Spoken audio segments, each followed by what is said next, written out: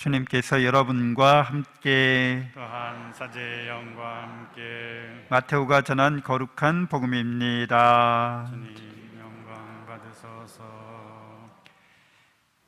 예수님께서는 헤로데 임금 때 유다 베들레헴에서 태어나셨다. 그러자 동방에서 박사들이 예루살렘에 와서 유다인들의 임금으로 태어나신 분이 어디 계십니까? 우리는 동방에서 그분의 별을 보고 그분께 경배하러 왔습니다 하고 말하였다. 이 말을 듣고 헤로데 임금을 비롯하여 온 예루살렘이 깜짝 놀랐다. 헤로데는 백성의 수석사제들과 율법학자들을 모두 모아놓고 메시아가 태어날 것이 어디인지 물어보았다. 그들이 헤로데에게 말하였다. 유다 베들레헴입니다. 사실 예언자가 이렇게 기록해 놓았습니다. 유다 땅 베들레헴아, 너는 유다의 주요 고을 가운데 결코 가장 작은 고을이 아니다. 너에게서 통치자가 나와 내 백성 이스라엘을 보살피리라. 그때 헤로데는 박사들을 몰래 불러 별이 나타난 시간을 정확히 알아내고서는 그들을 베들레헴으로 보내면서 말하였다. 가서 그 아기에 관하여 잘 알아보시오. 그리고 그 아기를 찾거든 나에게 알려주시오. 나도 가서 경배하겠소. 그들은 임금의 말을 듣고 길을 떠났다. 그러자 동방에서 본 별이 그들을 앞서가다가 아기가 있는 곳에 이르러 멈추었다. 그들은 그 별을 보고 더없이 기뻐하였다. 그리고 그 집에 들어가 어머니 마리아와 함께 있는 아기를 보고 땅에 엎드려 경배하였다. 또 보물상자를 열고 아기에게 황금과 유향과 모략을 예물로 드렸다. 그들은 꿈에 헤로데에게 돌아가지 말라는 지시를 받고 다른 길로 자기 고장에 돌아갔다. 주님의 말씀입니다. 그리스도님 찬미합니다. 찬미 예수님 하나님의 복종이 사랑합니다. 사랑합니다.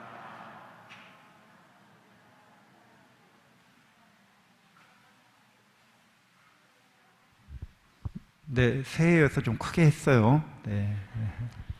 오늘은 주님 공연 대축일인데요. 잘 아시는 것처럼 동방박사라고 하는 이 분들은 마고이라고 불렸는데, 요 마고이라는 말은 이제 페르시아의 사제들을 뜻하는 그런 지칭하는 말이었습니다. 그러니까 마고이라고 하는 이 사람들, 이분들은 이제 그 영어에도 이제 그 어원을 갖고 있는데요. 그 영어의 매직이라는 말, 이게 마고이에서 온 말이에요. 그러니까 옛날에 이 사제들은 신기한 일을 많이 했던 거죠. 마술 같은 일을 했었던 거예요. 마술사, 마법사, 뭐 이런 의미도 있어요. 그리고 이제 점성술사였던 거죠. 하늘의 별을 관측하는 사람들이었어요. 그래서 이분들이 이제 하늘의 별을 바라보고 또 자신의 마음에, 자기 양심에 위대한 인물이 태어날 것을, 이제 그분께 경배하러 가야 한다는 것을 가리키는 대로 길을 떠났다고 성경은 전해 주어서 이제 예수님께 황금과 유향과 모략을 예물로 바치는 이야기고, 이것이 하느님의 아드님께서 이제 이방인들에게도, 이스라엘 민족에게는 예언되어 있는 분으로, 성경에 믿고 기다려온 분으로 그렇게 계시되었지만, 이방 민족들에게는 이제 자연의 계시를 통해서, 양심을 통해서 하나님께서 사람이 되어 오셨다는 것을 알려주신다는 그런 징표가 됩니다. 공현, 이제 공적으로 나타나셨다, 이렇게 의미하는 거죠. 철학자들 중에서도 이런 동방박사와 같은 사람이 있어요. 바로 임마누엘 칸트인데, 그는 이렇게 자신의 묘비명에 적었다고 하죠. 두 가지 것이 감탄과 경외심으로 나의 가슴을 채운다. 두 가지 것이란 내 머리 위에 별들로 휘덮인 하늘과 내 안에 심겨져 있는 도덕법이다.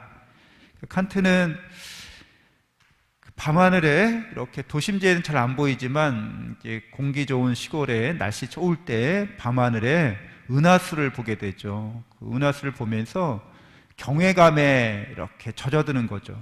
놀랍다는 거죠. 놀랍지 않으세요? 지금 우주 공간에 우리 떠 있는 거거든요. 지구도 우주 공간에 떠 있을 뿐더러 태양도 저 지구보다 뭐 몇십억 배나 큰 저 태양도 공간에 저렇게 떡 떠 있어요. 맛을 갖죠, 꼭. 네.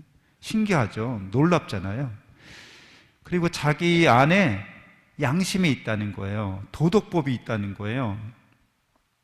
근데 이런 우주의 물리 법칙이나 또 이런 자연에 있는 양심, 도덕법 이런 것들을 보고 이제 경외감에 젖는다는 거죠. 감동하고 감탄받는다는 겁니다. 이런 자연법 제정자로서의 하느님이 나타나신다는 거죠. 우리 양심에도 나타나시고 우리 바깥 세계에도 이 우주 자연 만물에도 하느님께서 나타나신다는 겁니다. 그래서 인간 사회의 실정법, 우리가 이제 법치주의, 실정법 안에서 사회를 이루는 거죠. 법치 사회를 이루어 갑니다. 이 실정법의 근본 토대, 남의 물건 훔치지 말라는 거, 남에게 상해를 끼치지 말라는 거, 생명을 빼앗지 말라는 거, 이런 것들 그냥 자연법이에요. 우리 양심법인 거죠. 이런 법들이 하나님께서 우리에게 새겨주신 법으로서 이런 법을 토대로 실정법을 만든다는 거죠.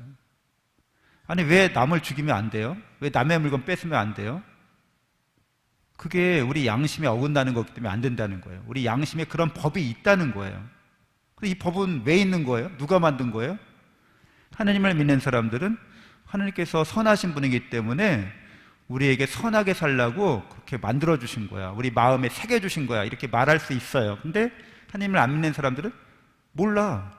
그냥 그렇게 만들어졌어. 누가 만들어진지 모르지만 우리는 선하게 살고 악을 피하라고 그냥 그렇게 살게끔 만들어졌기 때문에 누가 만들었는지 모르지만 그렇게 살아야 되지 않을까? 라고. 법도, 실정법도 그걸 토대로 만들어야 되지 않을까? 이렇게 얘기하는 거죠. 진실을 추구하고 거짓을 버려라. 이것도 그냥 우리는 그렇게 진선미를 추구하도록 양심에 새겨져 있기 때문에 위악추, 거짓되고 악하고 추한 것을 회피한다는 거예요. 내용은 어찌 됐건 간에 저런 형식이 우리 안에 새겨져 있어서 차원이나 그 수준에 따라서 저게 다양하게 그 내용이 채워질 수 있지만 저런 형식은 어디에나 통한다는 거죠. 그래서 뭐 도둑놈들도 야, 나 열심히 해서 도둑질한 거야. 쉽게 도둑질 하려고 하지 마. 이렇게 얘기하죠. 자기가 도둑질한 거 도둑질 당하면 되게 기분 나빠하죠. 왜 그런 거예요? 아니, 이게 양심에 어긋나는 도둑이 있다는 거예요. 내가 힘들게 밤에 이슬 밟으면서 힘들게 한 건데 내가 자고 있을 때 쉽게 훔쳐간 거야. 화가 나지. 성실하게 노력하지 않았으니까. 좀 이상하죠. 내용은 달라요. 근데 형식은 같아요. 성실하게 일해서 선을 행하고 진실하게 살라는 거예요. 도덕 수준에서는 그런 거죠. 그래서 누구나 이런 법을 부인할 수도 없고 폐기할 수도 없어요. 새겨져 있죠. 그래서 양심 안에서 하나님 만날 수 있고 또 우주의 이런 자연 물리 법칙을 바라보면서도 도대체 이 물리 법칙은 누가 만든 거야? 과학자들에게 질문하면 답을 못 합니다. 할 수도 없죠. 그런 질문에는. 저절로 만들어진 거야? 우연하게 만들어진 거야? 라는 대답밖에 할 수가 없어요. 과학자라고 하면 합리성, 원인과 결과를 수학 공식으로 방정식으로 만들어낼 수 있는 능력이 있는 사람들인데 그 법칙은 도대체 어떻게 만들어진 거냐고 물으면 모르겠는데요. 정직한 답변이죠. 그래서 하나님께서 이렇게 우주의 자연 만물 안에 우리 양심 안에 나타나고 계세요. 그래서 누구나 자명하게 저거 안 지워지나? 저 복음하고 마태복음 아직 떠 있네요. 누구나 자명하게 우주의 자연 만물과 인간 양심과 도덕에서 하나님이 현현하시고 그 말씀을 들을 수가 있죠. 그래서 모든 종교, 모든 문화권 안에는 양심대로 살라고 도덕법을 지키라는 그런 전통이 이렇게 내재되어 있습니다. 그냥 그거 누가 만들었는지 모르지만 그래서 공자님도 하느님을 믿지는 않았어요. 공자님도. 근데 하나님 말씀 따라 살라고는 해요. 윤리도덕을 잘 지키라고. 왜 지켜야 되는지 이유는 말하지 않죠. 말할 수 없죠. 과학자들이 수학 공식으로 만물을 설명하지만 그게 왜 있느냐고 물으면 말할 수 없죠. 하나님께서 이렇게 자연법과 양심법을 만드셨는데 그보다 상위의 법이 있어요. 그걸 신법이라고 그래요. 사랑을 위한 법인 거예요. 그러니까 우리가 사랑이 없어도 양심, 도덕, 뭐 이렇게 이런 걸 지킬 수 있다는 거죠. 질서, 법적 질서 이런 것들을. 사랑 없어도 그런 걸 할 수 있어요. 근데 하나님께서 정하신 법은 사랑을 위한 법으로서 성령의 법이라고도 하고 자유의 법이라고도 하는데, 사랑이 무엇인지 우리가 보면 우리가 간단하고 명료하게 황금률로 설명할 수 있죠. 남이 너희에게 해주기를 바라는 그대로 너희도 남에게 해주어라. 그러니까 하나님이 볼 때 우리는 남이에요. 우리가 원하는 대로 하나님께서 해주신다는 거예요. 그리고 하나님도 그렇게 받기를 원하신다는 거예요. 그러니까 우리가 원하는 것은 행복한 삶이죠. 근데 영원히 행복하게 사는 걸 원하세요. 그리고 영원히 그렇게 살기 위해서 영원한 생명이 이렇게 뒤따르는 거죠. 그래서 이제 영원한 삶, 영원한 행복, 이걸 우리가 원하는 건데, 그러면은 그거를 받기를 원해서 그렇게 주시고자 하는 거예요. 이 법을 성령의 법이라고 하는데, 그리스도 예수님 안에서 생명을 주시는, 그러니까 우리에게 영원한 생명과 행복을 주시는 하느님의 법, 성령의 법이 우리를 그렇게 하기 위해서, 우리를 죄악과 죽음에서 구원하시기 위해서 예수님이 그 법대로 십자가에 죽으셨어요. 그래서 우리 죄를 속죄하신 거죠. 그래서 우리가 영원한 생명과 행복의 길에 들어서지 못하도록 막는 그 장애를 치워주십니다. 완전한 법, 그러니까 이런 사랑의 법은 하나님께서도 이제 우리에게 원하시는 거예요. 내가 너희를 이렇게 사랑한 것처럼 너희도 서로 사랑하라고. 내가 너희를 사랑한 그 사랑으로 서로 사랑하라고. 그것을 하나님께서 우리를 그렇게 사랑하실 때 억지로 의무적으로 도덕이고 윤리고 그렇기 때문에 하신 게 아니라 자유롭게 기쁘게 하신다는 거예요.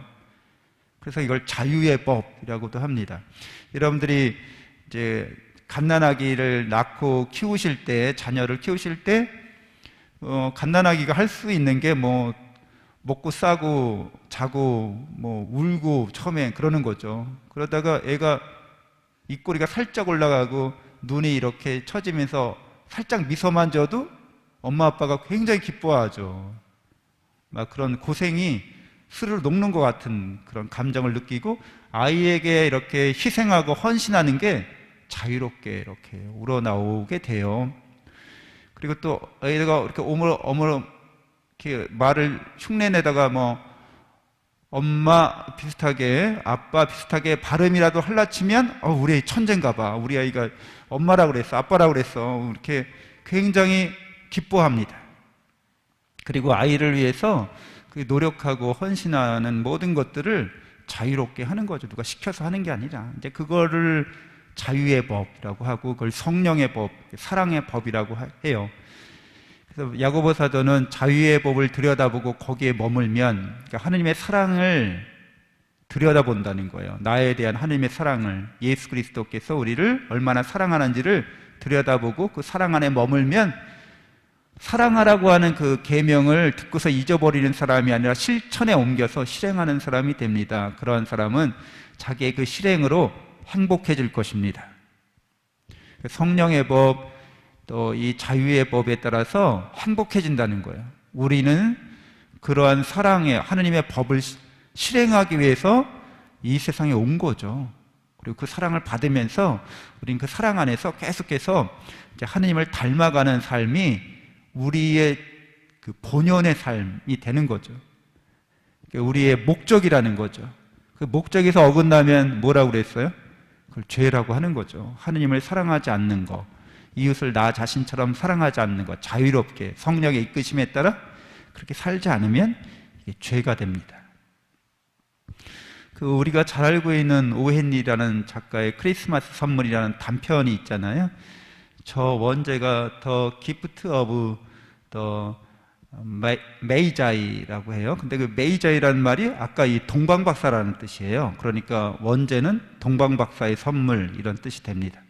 잘 아는 것처럼 더 주인공이 사랑에 의한 남이 너에게 해주기를 바라는 대로 그대로 너희도 남에게 해주어라 이렇게 하는 대로 남편은 아버지 때부터 물려받은 집안 태도로 물려받은 귀한 시계가 있는데 너무 가난해서 시계줄이 닳아서 없어졌는데 그걸 구입하지 못하는 거예요. 그리고 아내는 금발의 긴 풍성한 그런 장발을 하고 있는데 변변치 않은 이제 그런 미용 도구가 없어서 빚이 없어서 잘 관리를 못해요. 그러니까 이제 크리스마스 선물로 두 사람이 각자 필요한 걸 이게 필요하겠거니 하고서 이걸 해주는 거죠. 그래서 남편은 이제 아주 귀한 고가의 이런 머리빗을 장식되어 있는 머리빗을 선물하려고 하는 거죠. 시계를 팔아서. 그리고 아내는 자기 금발의 멋진 이 머리를 잘라서 팔아서 그 남편의 시계줄을 해주려고 하는 거죠. 그래서 성탄 때 서프라이즈 선물했는데 둘 다 필요가 없는 선물인 거예요, 이제. 근데 둘이 이제 기쁨과 행복을 누리는 거죠. 그래서 사랑은 꼭 쓸모가 있어야 사랑이 아닌 거죠. 그러니까 하나님께서 우리를 사랑하시는데 굳이 이렇게 사람으로 태어나지 않으셔도 되잖아요. 굳이 그렇게 30년 동안 고생하지 않으셔도 되잖아요. 굳이 십자가를 지고 이렇게 돌아가지 않으셔도 되잖아요. 근데 좀 이런 말하면 죄송스러울 수도 있는데 쓸데없이 지질이 궁상을 떨어서 왜 이렇게 죽으시고 우리를 위해서 당신을 희생하셨는지 우리가 좀 그 사랑의 크심에 대해서 효율적이지 않다는 거죠. 효율적이지 않아. 우리가 계산적이지 않아. 사랑은 그런 거죠. 그래서 여러분 사랑하실 때 왜 선물로 꽃 선물 같은 거 하시는지 아세요? 꽃은 전혀 쓸모가 없잖아요. 실용적이지 않잖아요. 근데 이렇게 실용적이지 않은 걸 선물할 정도로 나는 너에 대해서 큰 사랑을 갖고 있어. 이걸 표현하는 거죠. 그래서 꽃 선물이 아니라 실용적인 선물을 하려면 만났을 때 두부 한 모 이렇게 선물로 주는 거예요. 돼지고기, 돼지고기 한 관 이렇게, 한 건 너무 많은가? 200g 이렇게 해줘서 오늘 가서 돼지고기 김치찌개 끓여 먹어. 사랑해서 이걸 주는 거야. 실용적이잖아. 그렇게 안 하잖아요. 왜 저기 자매님들이 금이나 다이아몬드나 이렇게 반짝반짝 빛나는 거 좋아해요? 선물로 주면? 그 아무짝에도 쓸모가 없잖아요.